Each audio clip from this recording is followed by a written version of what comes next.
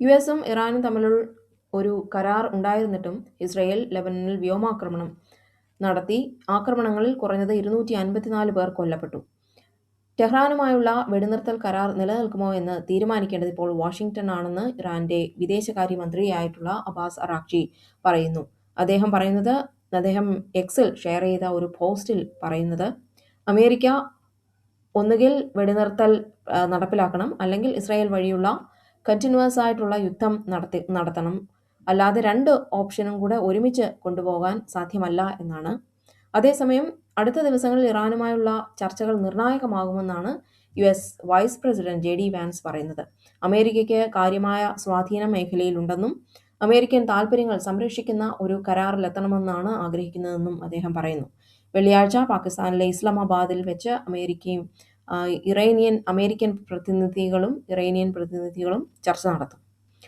ഇസ്രയേലിന്റെ വെടിനിർത്തൽ നിലപാടിനോട് ഓസ്ട്രേലിയയുടെ പ്രൈം മിനിസ്റ്റർ ആന്റണി ആൽബനീസും ഫോറിൻ മിനിസ്റ്റർ പെനി വോങ്ങും വിയോജിക്കുന്നു. അവരിപ്പോൾ Australian prime minister Anthony Albanese ഇപ്പോൾ സിംഗപ്പൂരിലേക്ക് പോവുകയാണ്. അദ്ദേഹം പെട്രോൾ, ഡീസൽ, LNG എന്നിവയുടെ വിതരണം ഉറപ്പാക്കുന്നതിനായി സിംഗപ്പൂർ പ്രൈം മിനിസ്റ്റർ ലോറൻസ് വോങ്ങുമായി അദ്ദേഹം ഇന്ന് ചർച്ച നടത്തുന്നുണ്ട്. മിഡിൽ ഈസ്റ്റിലെ സംഘർഷം കാരണം ഇന്ധനവില വർദ്ധിക്കുന്നത് തടയാനാണ് ഈ ഒരു സന്ദർശനം. അമേരിക്കയും ഇറാനും തമ്മിലുള്ള വെടിനിർത്തൽ ലെബനനിലും ബാധകമാക്കണമെന്ന് ആൽബനീസും പെനി വോങ്ങും സംയുക്തമായി ആവശ്യപ്പെട്ടു. ലെബനനിൽ ഇസ്രയേൽ നടത്തുന്ന ആക്രമണങ്ങളിൽ അവർ വലിയ ആശങ്ക രേഖപ്പെടുത്തി. അമേരിക്കയും ഇറാനും തമ്മിലുള്ള താൽക്കാലിക വെടിനിർത്തൽ കരാറിൽ ലെബനനെയും ഇൻക്ലൂഡ് ചെയ്യണമെന്ന് ബ്രിട്ടീഷ് പ്രൈം മിനിസ്റ്റർ കെയർ സ്റ്റാമറും ഫോറിൻ സെക്രട്ടറി ഡേവിഡ് ലാമിയും ആവശ്യപ്പെട്ടു. ഹോർമൂസ് കടലിടുക്ക് ഒരു അന്താരാഷ്ട്ര കപ്പൽ പാതയാണെന്നും അത് തടസ്സമില്ലാതെ തുറന്നു കൊടുക്കണമെന്നും ബ്രിട്ടൻ ആവശ്യപ്പെടുന്നു. ഇറാൻ ഈ പാത അടയ്ക്കുന്നത് ആഗോള സമ്പദ്വ്യവസ്ഥയെ തകർക്കുമെന്ന് ബ്രിട്ടൻ മുന്നറിയിപ്പ് നൽകി. ഹോർമൂസ് കടലിടുക്കിലൂടെ കടന്നുപോകുന്ന കപ്പലുകളിൽ നിന്ന് ഇറാന്റെ ടോൾ പിരിക്കാനുള്ള ഒരു നീക്കത്തെ ബ്രിട്ടൻ എതിർക്കുന്നു. ഇത് അന്താരാഷ്ട്ര നിയമങ്ങളുടെ ലംഘനമാണെന്നാണ് ബ്രിട്ടന്റെ നിലപാട്.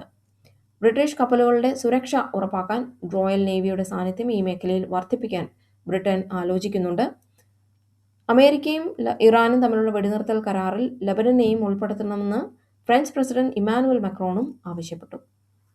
കൊല്ലപ്പെട്ട ഇറാൻ ജനറൽ ഖാസിം സുലൈമാനിയുടെ അനന്തരവളും മകളും അമേരിക്കയിൽ പിടിയിലായി. ഖാസിം സുലൈമാനിയുടെ അനന്തരവൾ എന്ന് പറയപ്പെടുന്ന ഹമീദ സുലൈമാനി അഫ്ഷർ, ഇവരുടെ മകൾ സറീന സദത്ത് ഹുസൈനി എന്നിവരാണ് പിടിയിലായത്.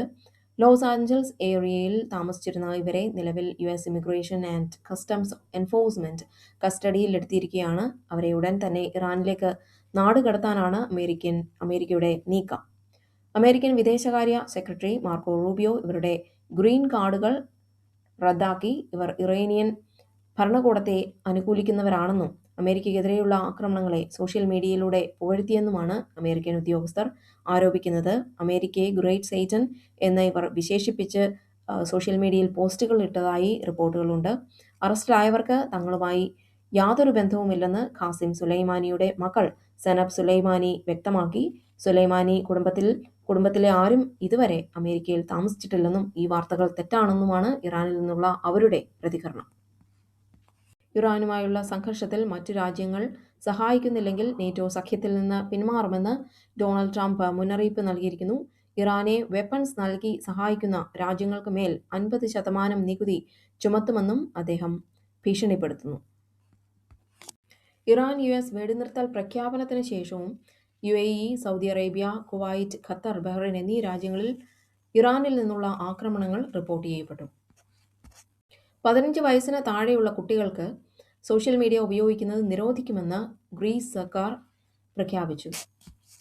കേരളം, അസം, പുതുച്ചേരി എന്നിവിടങ്ങളിൽ നിയമസഭാ തെരഞ്ഞെടുപ്പിന്റെ വോട്ടെടുപ്പ് ഇന്ന് നടക്കുന്നു. കേരളത്തിൽ 140 മണ്ഡലങ്ങളിലും കനത്ത പോളിംഗ് രേഖപ്പെടുത്തുന്നു. ഉച്ചയ്ക്ക് 1 മണി വരെയുള്ള കണക്ക് പ്രകാരം ഏകദേശം 49.77% പേർ വോട്ട് രേഖപ്പെടുത്തി. അസമിൽ 3ാം തവണയും ഭരണം പിടിക്കാനുള്ള BJPയുടെ ശ്രമവും പ്രതിപക്ഷത്തിന്റെ ശക്തമായ വെല്ലുവിളിയും ആണ് പ്രത്യേകത.